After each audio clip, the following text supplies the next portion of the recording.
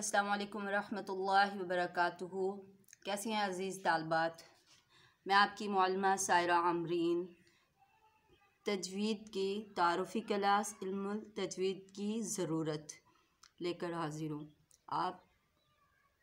आप लोग को सबसे पहले बहुत ज़्यादा खुशामदीद कि आप मेरी क्लासेस में कुरान पाक पढ़ने का अल्लाह ताला ने आपको मौका दिया। अल्हम्दुलिल्लाह।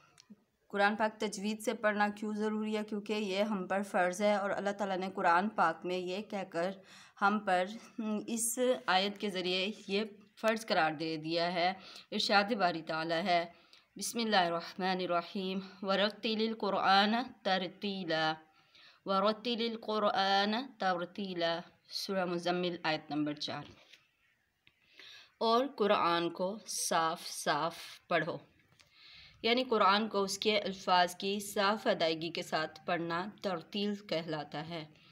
तरतील का मतलब होता है कि कुरान के हर लफ्ज़ को उसकी सही अदायगी के साथ अदा करना, यानी अरबी को अरबी लहजे में पढ़ना। और हदीस नबवी करीम सल्लल्लाहु अलैहि वसल्लम है, इन्नल्लाह युहिब्बु अन युक़रअल कुरआन कमा उन्ज़िला, रवाह इब्न ख़ज़ीमा। बेशक अल्लाह को यही पसंद है कि कुरान को उसी तरह पढ़ा जाए जिस तरह ये उतरा है। नबी करीम सल्लल्लाहु अलैहि वसल्लम ने इरशाद फरमाया है, बेशक अल्लाह ताला को यही पसंद है कि कुरान को उसी तरह से पढ़ा जाए जिस तरह ये उतरा है। अब आते हैं इसकी अहमियत की तरफ।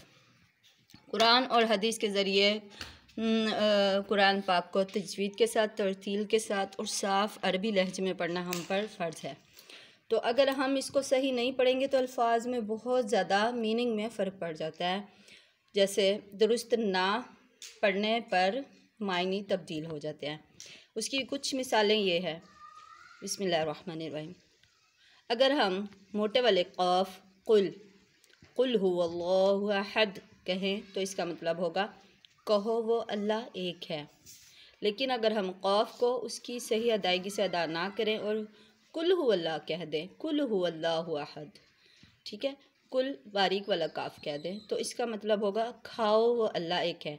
यानी कुल, जो ये वाला कुल है, कुल उसका मतलब है कहो, और जो ये वाला कुल है बारीक काफ वाला कुल, इसका मतलब है खाओ। तो देखें मेरी प्यारी बहनों, कितना फ़र्क पड़ जाता है।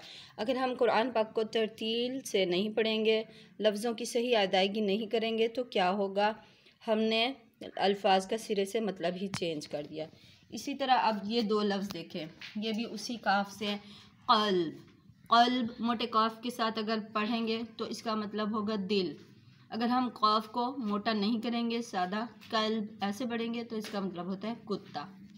इसी तरह ये दो लफ्ज़ और हैं, वल्ला, वल्ला, दुआ के साथ दल्ला पढ़ेंगे तो इसका मतलब होता है साया, और दुआद के साथ दल्ला पढ़ेंगे, दल्ला, तो इसका मतलब होता है गुमराह।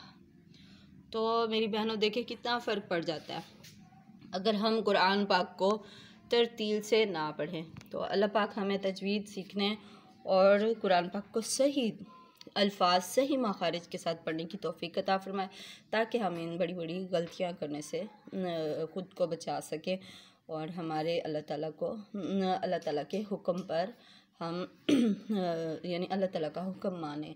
अल्लाह ताला ने हम पर कुरान पाक को तजवीद के साथ पढ़ना, तरतील के साथ पढ़ना, ठहर ठहर कर साफ़ आवाज़ से पढ़ना फ़र्ज़ करार दिया है। अस्सलाम वालेकुम व रहमतुल्लाहि व बरकातुहू।